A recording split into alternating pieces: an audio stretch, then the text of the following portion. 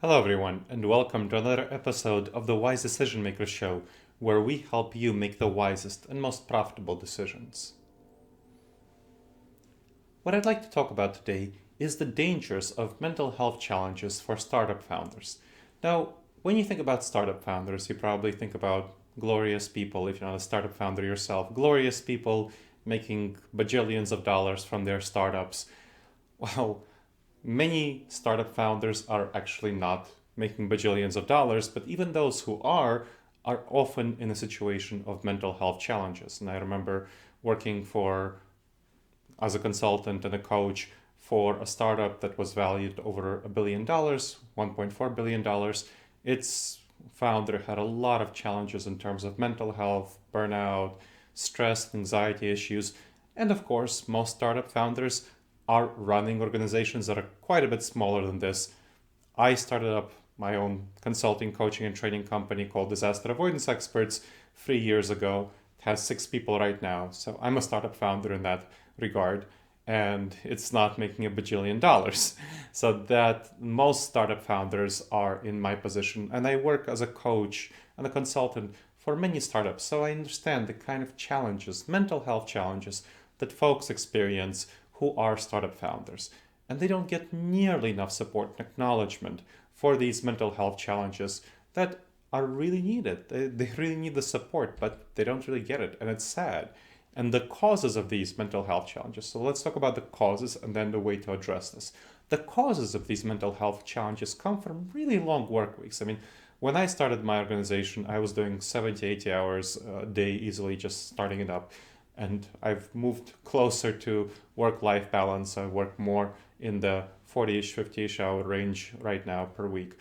But most startup founders are working very, very long hours and for a very long time, for several years, if not longer. They feel that they need to put all their energy into the startup, and that causes them a lot of trouble and disbalance. Anxiety, depression are often common.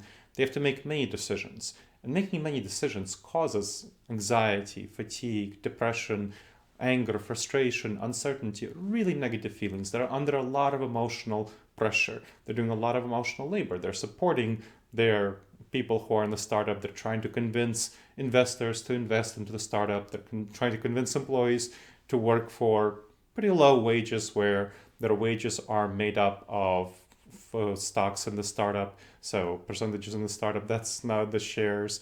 These are hard things to do. And so they are doing a lot of emotional labor. They're making lots of decisions, complex decisions daily. And so there's a lot of pressure on them. The pressure is especially to raise funding while managing daily operations. This combination of raising funding, the biggest stress I've seen for startup founders actually in raising funding when I'm working with them as a coach. Their advisory board is pressuring them to raise funds. Their board of directors is pressuring them to raise funds. And often they're really want to focus on doing the thing, their daily operations. This is a big challenge for them. So a big problem in addressing these mental health challenges is the lack of healthy discussions around these mental health challenges.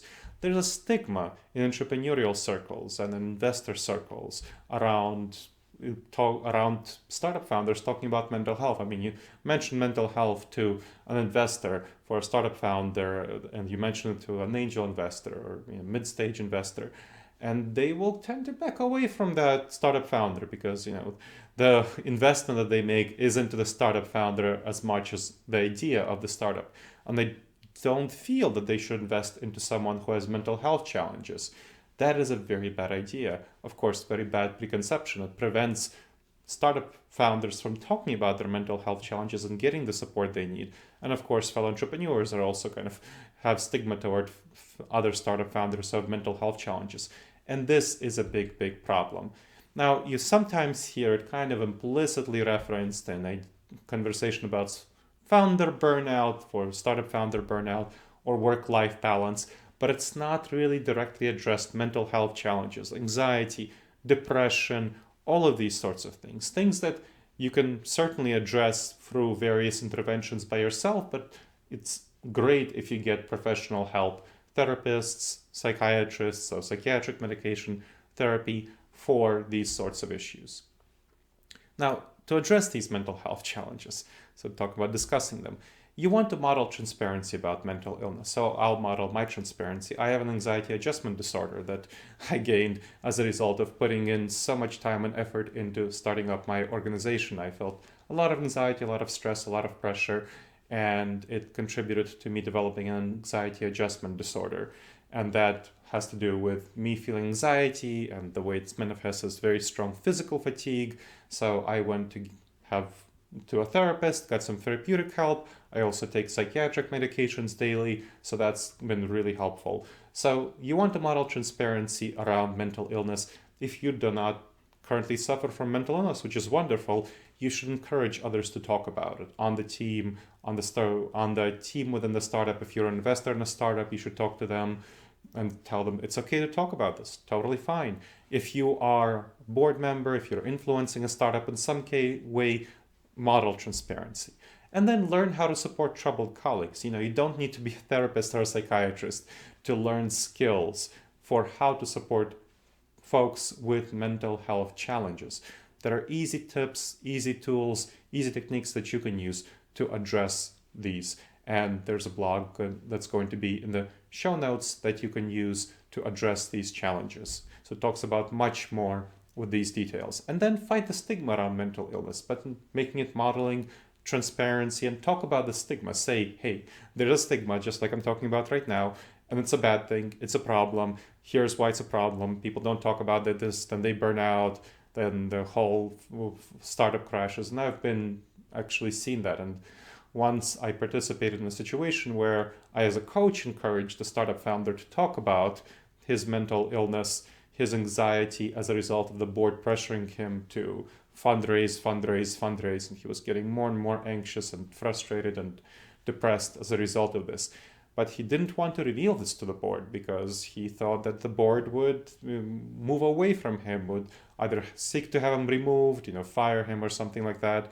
Because he had some shares, but not the large majority of the shares. So they would remove him, or the investors wouldn't invest money. And he was near the breaking point when I finally convinced him to talk to the board about it. And the board was very understanding. They were supportive. They said, okay, your focus on operations, we'll do more of the fundraising. So they're totally understanding. But it was kind of too late already. He was already so burned out. He just couldn't last. And, he left the organization, sold his shares in a couple of months, left the organization, and the organization foundered after him. So that was not a good situation, because the team was kind of not the same without him, and there was no driving spirit, and the team blamed the board for not catching this in time. So there was a lot of conflict and tensions. You don't want to be in that situation. Fight the stigma, gain transparency about the situation. And I kind of blame myself in part for that situation, for not encouraging him stronger to go earlier to the board and discuss this topic. That was a bad situation. You don't want to be in that. So these are the kinds of issues that mental health challenges for startup founders cause. So you want to, again, be aware of the stigma around this and model transparency, have healthy discussions, get professional help, of course. So do all these things, learn how to support other folks in startups with mental health challenges as well. And that's how you can address mental health challenges for startup founders. All right. I hope you've benefited from this episode of the Wise Decision Maker Show. If you've liked it, please click like, and please follow us in whatever venue you heard us or watched us. We have both a videocast version and a podcast version, and both are going to be in the show notes. So follow us on YouTube, on iTunes, Spreaker, wherever you checked us out. Now, I also would like you to leave a review and a comment on the show to let us know what you thought of it, what you thought was good, what you thought was bad. We always seek to improve. We love to hear your feedback. It's incredibly helpful for us in our goal to constantly improve what we do. Now, if you are curious about this topic, as I mentioned, there's going to be a blog with much more information about this in the show notes. Check out my book on this topic called The Blind Spots Between Us, How to Overcome Unconscious Cognitive Bias and Build Better Relationships. And that talks about relationship building, including mental health issues for startup founders in all sorts of professional settings. It's going to be at disasteravoidanceexperts.com/blindspots, which is linked in the show notes. And also check out my other book for making good decisions in startup situations and in all sorts of other situations, future-proofing your company, called Never Go With Your Gut: How Pioneering Leaders Make the Best Decisions and Avoid Business Disasters, at disasteravoidanceexperts.com/nevergut, and linked in the show notes. And finally, here's a great free resource: the Wise Decision Maker course. It's an 8 video-based module course, free course, and the first module is on assessment on dangerous judgment errors in the workplace, which you'll find very helpful, I think. So make sure you make the wisest decisions possible by getting this course and using the assessment to gain awareness of your own dangerous judgment errors. It's going to be at disasteravoidanceexperts.com/subscribe, and also linked in the show notes. All right, I'll see you next time, and in the meantime, the wisest and most profitable decisions to you, my friends.